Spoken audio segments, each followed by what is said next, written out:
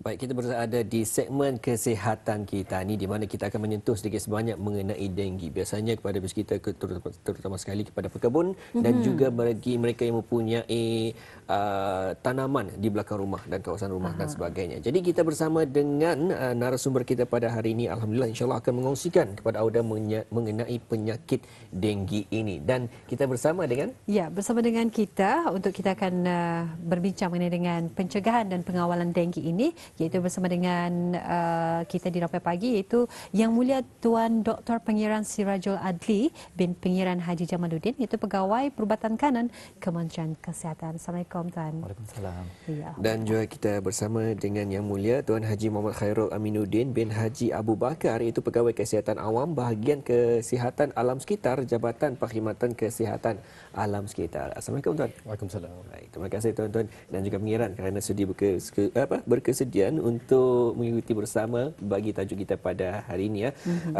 Terlebih dahulu mungkin kita tanyakan apa sebenarnya denggi ini.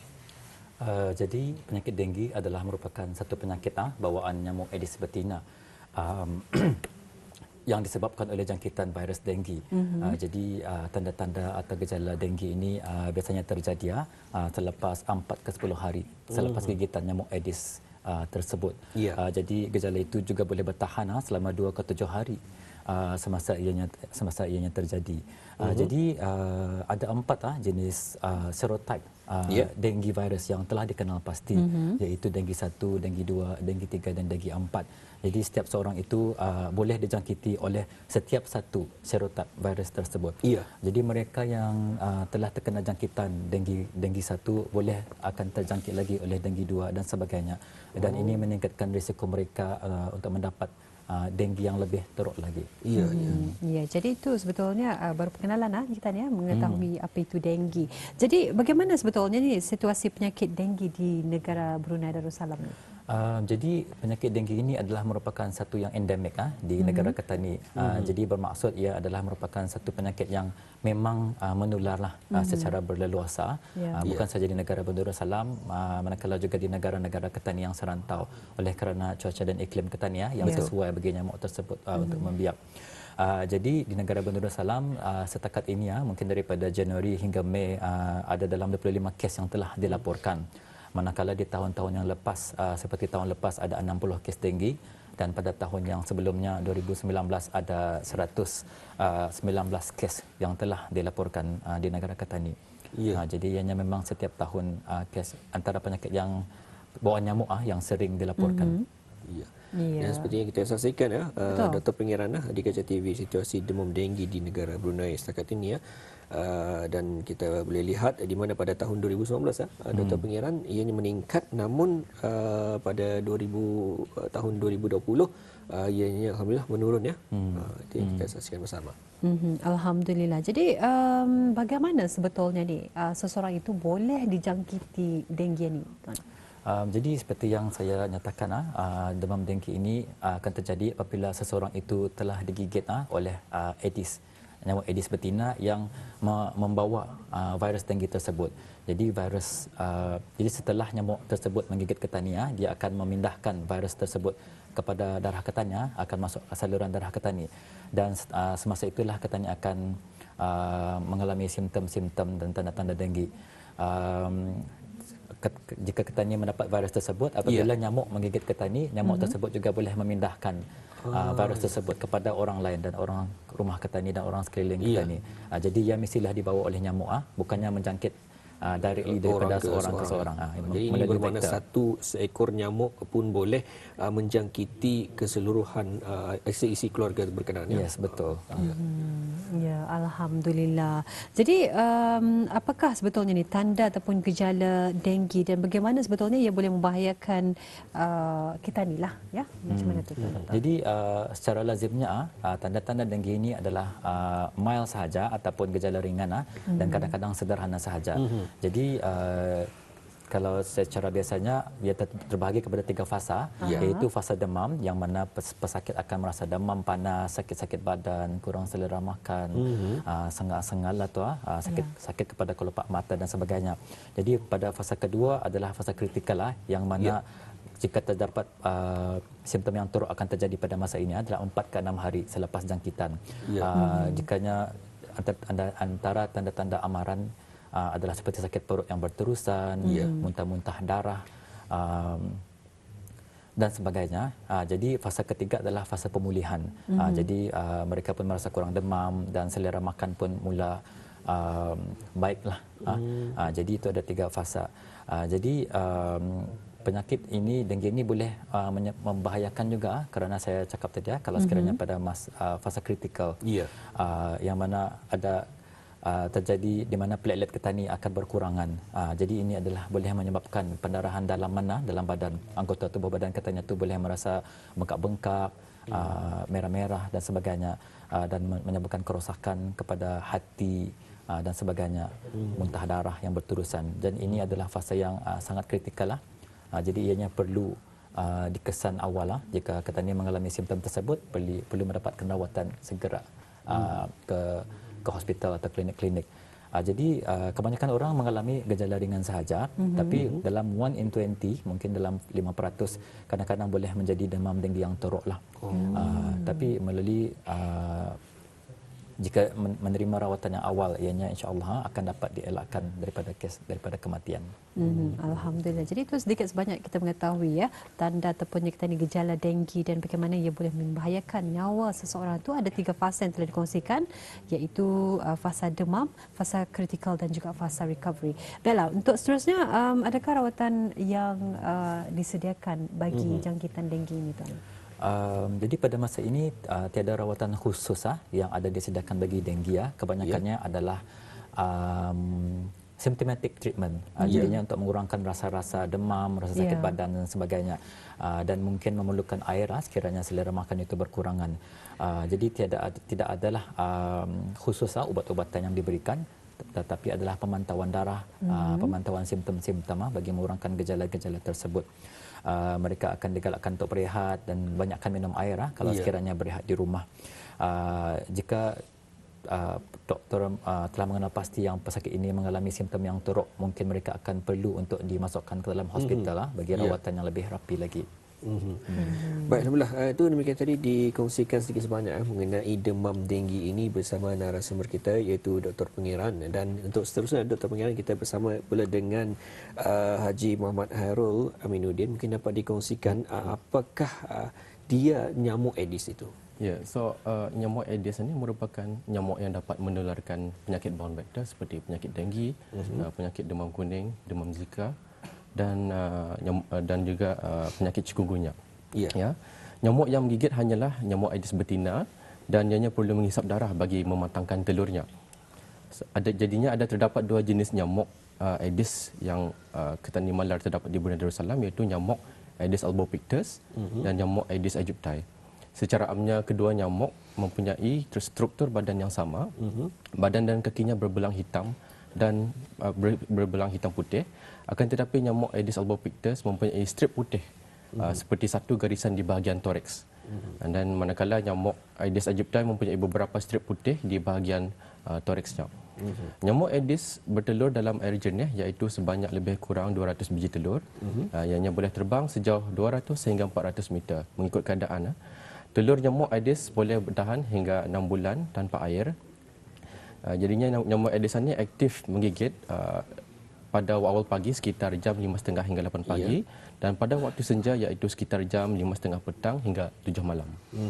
Jadi mungkin dapat Tuan kongsikan sedikit, ada disediakan di Rampai Pagi untuk pagi ini ada jenis nyamuk. Jadi mungkin dapat dijelaskan apakah jenis nyamuk berkenaan ini sebentar kita saksikan, dan kita serahkan bersama dengan Tuan Haji untuk mengongsikan nyamuk ini jenis apa ni? Jadinya yang nyamuk ini adalah jenis nyamuk Aedes albopictus. So daripada gambar yang ketani lihat ini, yang membezakan ia sama dengan Aedes aegypti ini, ia sama saja dia punya warna hitam putih. Jadinya yang membezakan kalau kita lihat ia punya ada satu garisan lurus di bahagian toraks tu. Itu kirakan menandakan ianya adalah toraks ini yang berada di atas atau yang berada di belakang kepala. Jadinya ianya adalah jenis nyamuk Aedes albopictus. Dan juga yang ini pula mungkin dapat dikongsikan ada lagi seekor. Jadi kan tadi biasanya kalau melihat nyamuk ni jarang juga kita melihat mana-mana lah. Jadi Tak sukar tampar untuk tak? kecuali dilihat baru tahu diketahui. Jadi sebentar lagi kita akan dapat menyaksikan bagaimana pula dengan yang ini. Jadinya yang ini kita ni panggil nyamuk Aedes aegypti. So jadinya perbezaan dengan nyamuk tadi awal itu, perbezaan between nyamuk albopictus dan nyamuk aegypti ni, kalau kita aegypti ni kita lihat daripada thoraxnya juga. Di sana kita melihat banyak garis putih tu. So itu membezakannya di antara nyamuk aegypti dan nyamuk albopictus. Iya.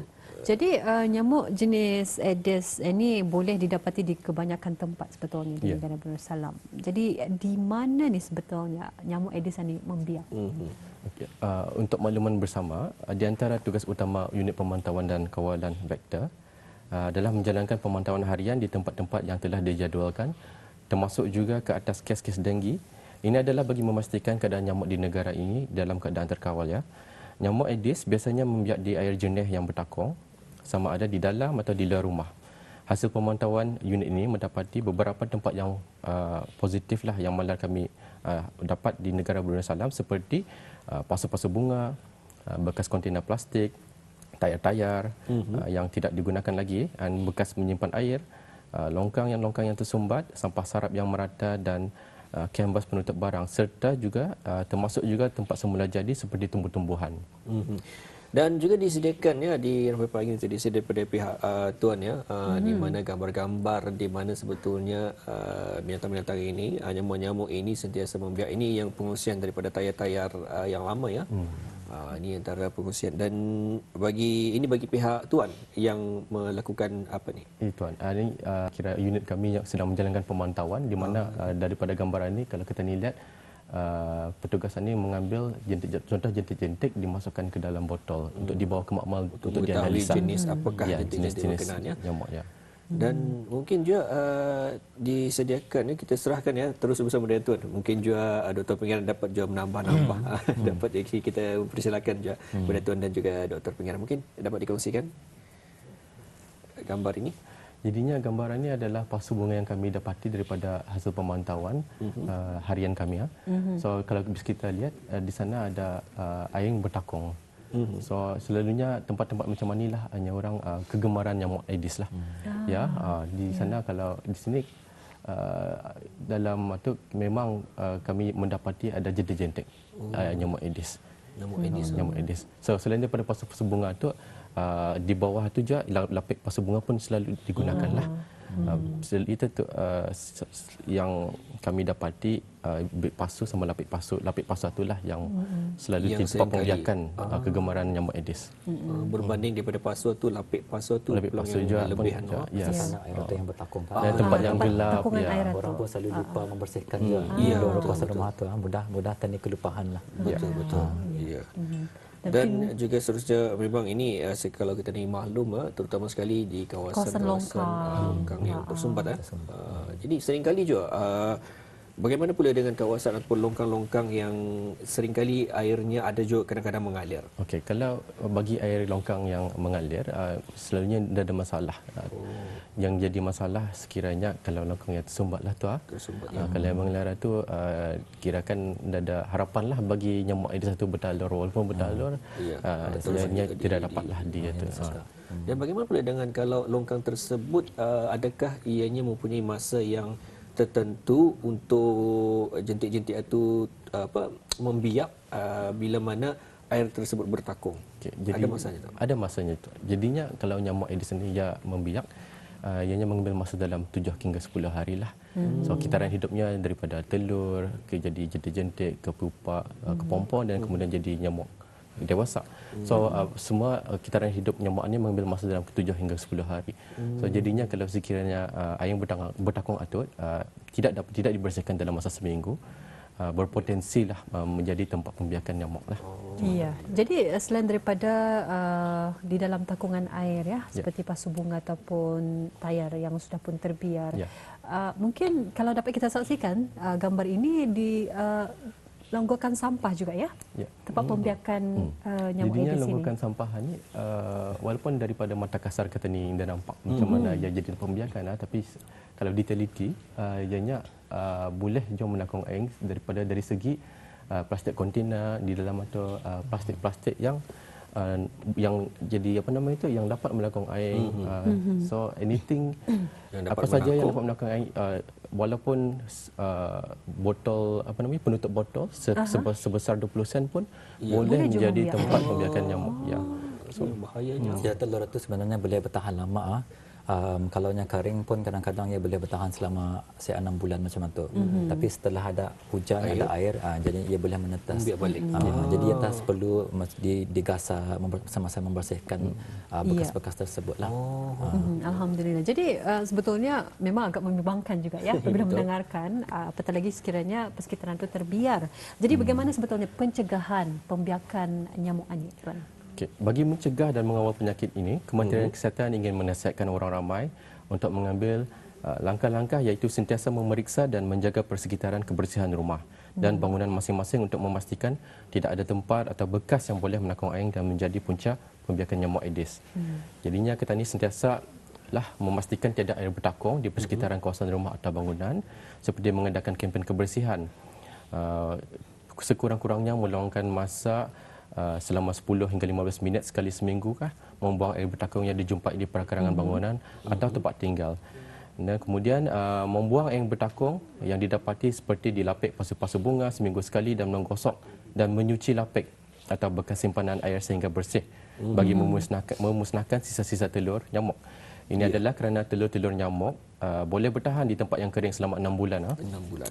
Dan sebaik saja telur-telur tersebut terdedah kepada air, telur-telur nyamuk boleh menetas dalam masa 7 hari sahaja.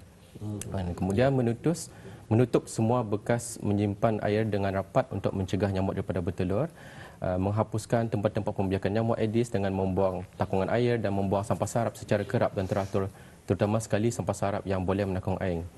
Dan kalau dapat menggunakan kelambu semasa tidur bagi mengelakkan daripada gigitan nyamuk dan sentiasa menjaga dan memastikan kebersihan persekitaran. Segera mendapatkan rawatan di pusat-pusat atau klinik-klinik kesihatan yang berdekatan jika mengalami tanda-tanda penyakit seperti yang telah disebutkan oleh pengiran Dr. Sirajul Ali sebentar tadi. Alhamdulillah. Jadi sebetulnya bagaimana ni untuk kita ni mengelak daripada gigitan nyamuk, terutama sekali bagi mereka yang aktif keluar rumah ya. Mungkin seperti yang dinyatakan tadi oleh Muhammad, katanya orang yang berkabun dan sebagainya. Jadi macam mana ni? Okay. Orang ramai adalah dinasihatkan memakai baju lengan panjang dan seluar panjang jika membuat aktiviti di luar ya. Jangan memakai pakaian berwarna gelap. Kalau memakai pakaian berwarna gelap memang jadi kegemaran nyamuk tu untuk mengagai. Dan menggunakan krim atau semburan penghalau nyamuk ketika membuat aktiviti di luar rumah bagi mengurangkan atau menghalang daripada digigit nyamuk. Ya. Baik, Dr. Penyiaran, mungkin dapat dijelaskan di mana Tuan Haji tadi ada mengongsikan mengenai teknik pengasapan ataupun fogging ini. Bagaimana pula adakah soalan ini dapat menghalang nyamuk daripada membiak? Jadi pengasapan ini adalah merupakan satu yang sementara saja, bersifat sementara. Ianya boleh membunuh nyamuk-nyamuk yang sudah dewasa sahaja. Jadinya ia tidak akan mencegah telur-telur ataupun segala kepompong dan pupa tadi daripada menetas menjadi nyamuk dewasa. Jadi ianya adalah bersifat sementara. Biasanya akan dilakukan jika ada kes-kes outbreak case saja, sekiranya ada kes yang dilaporkan dan barutah ada Kementerian Kesihatan akan terpaksa mengambil tindakan yang lebih cepatlah sebenarnya. Tapi ianya bukanlah satu yang bertahan lama. Jadi memang satu yang sebenarnya tidak berapa digalakkan untuk dijalankan sepanjang-panjang masa. Jadi yang paling penting seperti yang tadi telah dinyatakan adalah menjaga kebersihan. Jadi itu yang perlu kita ni fokus bukannya akan minta fogging macam itu. So mesti selagi kita ni dapat membersihkan kawasan rumah, walaupun tadi balik-balik fogging kadang-kadang tidak akan efektif lah. Jadi penjagaan persekitaran adalah lebih penting. Betul. Baik, Tuan Haji mungkin dapat ada juga menambah mengenai hal ini. Jadi akan menambah saja apa yang telah Dr. Pengiran cakapkan tadi.